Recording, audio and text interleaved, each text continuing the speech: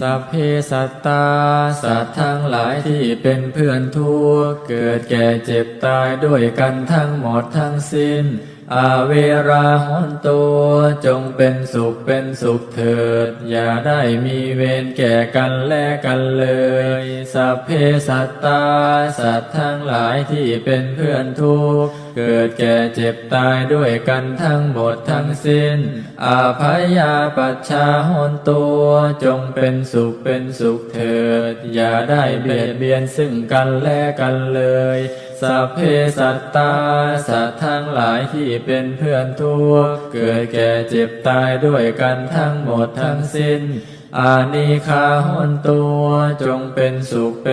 เถิดอย่าได้มีความทุกข์กายทุกข์ใจเลยสัพเพสัตตาสัตว์ทั้งหลายที่เป็นเพื่อนทุกข์เกิดแก่เจ็บตายด้วยกันทั้งหมดทั้งสิ้นสุขีอัตตานังปริหารันตัวจงมีความสุขกายสุขใจให้รักษาตนพ้นจากทุกภัยทั้งสิ้นเถิดท่านทั้งหลายที่ท่านได้ทุกข์ขอให้ท่านมีความสุขท่านทั้งหลายที่ท่านได้สุขขอให้มีความสุขยิ่งขึ้นไป